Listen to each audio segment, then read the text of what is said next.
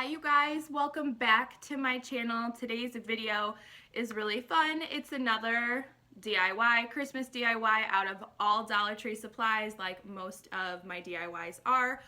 So today we are going to be making this really adorable little faux fur gift. I absolutely love this thing. I actually saw something very similar at Big Lots and I liked it, but it wasn't exactly my style, so I immediately thought that I could DIY it myself. And then probably not even a day later, I was browsing around on Etsy and I came across a listing for something very similar to this that was like so my style. So I am gonna put a picture of the Etsy listing and the name of that shop right here.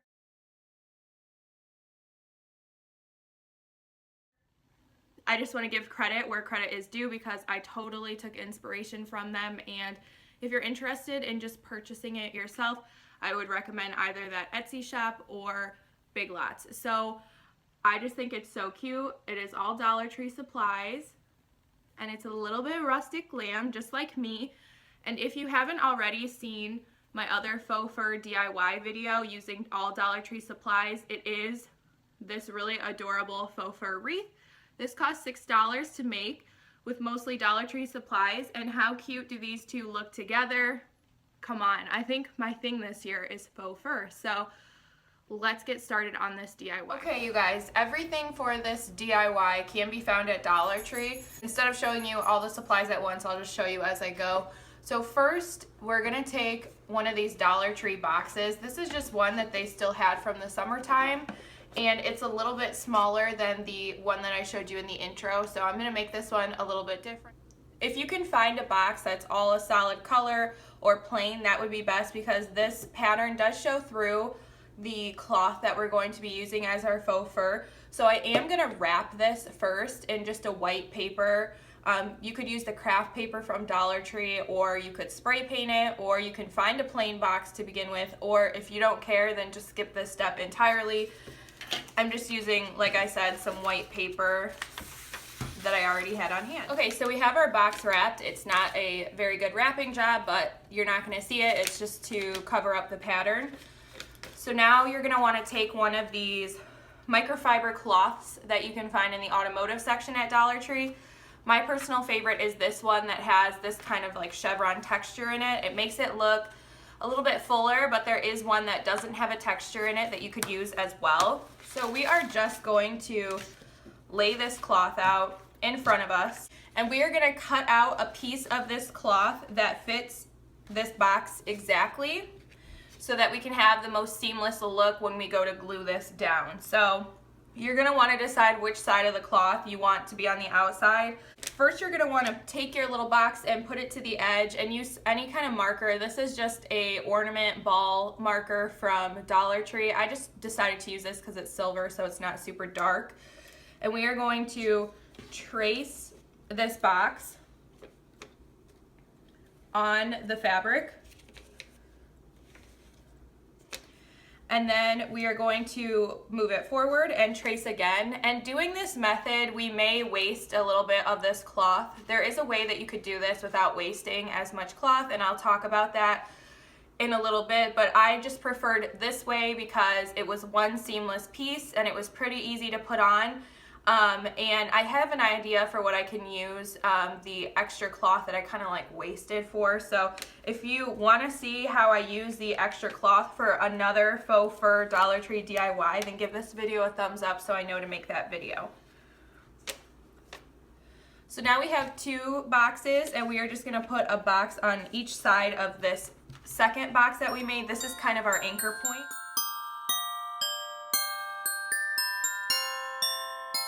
Should end up with something that looks kind of like a plus sign, and we are just going to cut this out. And my scissors, we lost our scissors, and all I have is this old pair of like hair cutting scissors. These barely even work, so I am just gonna skip over this part so you don't have to see me struggling to cut this out. And another thing that I want to mention is that this cloth does tend to shed when you cut it out, so I probably will be covered in fuzz when you see me next. Okay, so we have our fabric cut out. This is kind of what the cloth looks like once you're done, and that's what I mean by you do waste a little bit, but what you could do instead, if you want to, you know, save as much of this as possible, is to just measure out each side and cut it out individually, and then when you go to glue it on, glue them on each side as separate pieces instead of one whole piece. All right, so now this should just pretty much perfectly fit over our box. We'll just do this and glue it down, and then we'll just embellish it. So what I would suggest doing is gluing one side down at a time and taking your time. Maybe like only glue half of the side, wait for it to dry, and then move on to the next half of the one side. Just because since we cut the perfect amount of fabric, you can't really afford to mess up, but this will look very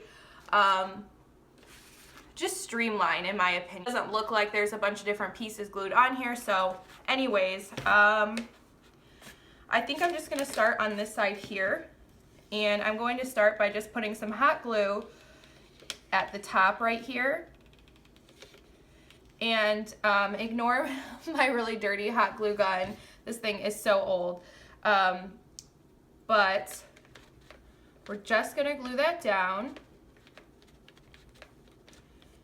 And there might be a little bit of extra fabric because we are gonna kind of try to pull this taut across each side to make sure that the whole side is covered up. If you have extra fabric, you can just feel free to trim it down. So now we have one side down, and I am gonna have to trim this, but I'm gonna move on to the top now. And I'm going to, just like I said, glue about half of the top, making sure that it's pulled taut across the side. You don't need to like stretch it, but just make sure that your fabric is going to reach across each side.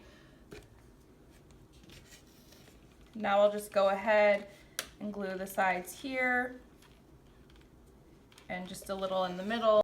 And I am just pulling it to make sure that the fabric will stretch to the next side that we go to. I'm just making sure that the fabric is coming all the way across the sides. As I keep repeating, it's just important so that when you match the next side up, that the fabric will touch and you won't see through to the paper underneath. Okay, so now that I have this side glued and I'm getting ready to glue this side down, I'm gonna make sure to glue close enough to the edge so that these two pieces of fabric can touch. And since this fabric is textured, it will you will barely even be able to tell that they're two separate flaps, but you will see that in just a second here.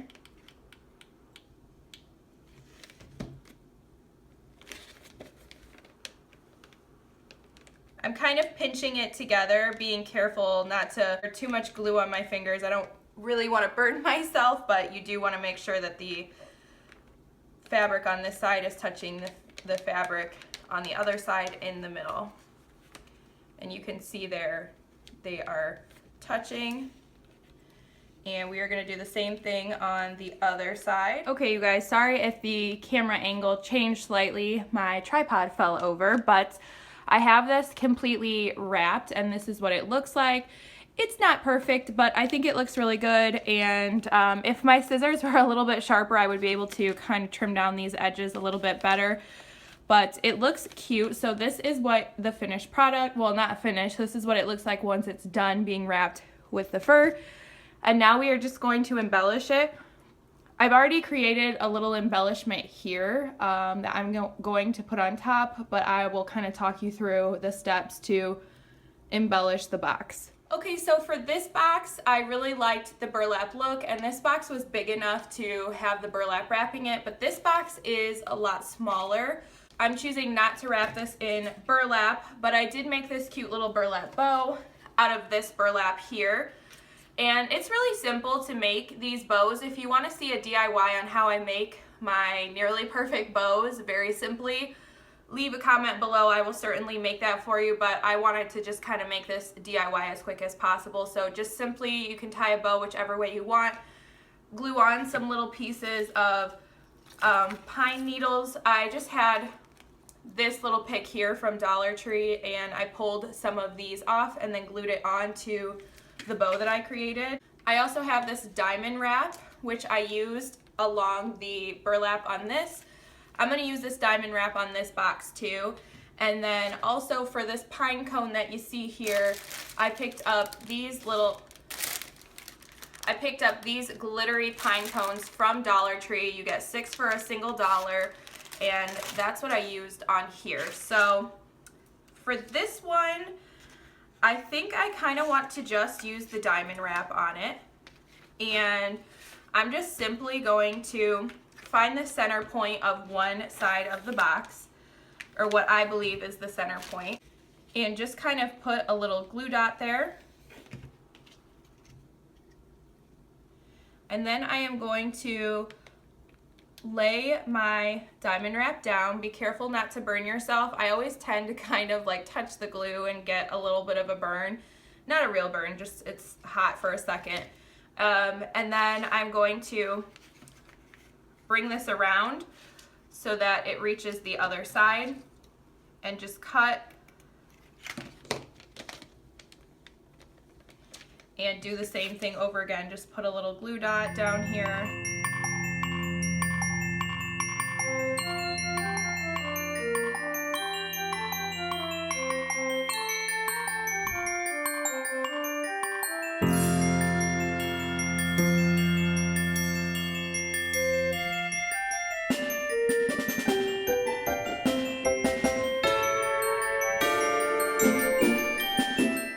Okay, so we have the diamond wrap on there, and now all that's left to do is just glue down our little bow. And again, you can use little bits and pieces from the picks that they carry at Dollar Tree. I also was considering using this one. You get 2 of these for $1.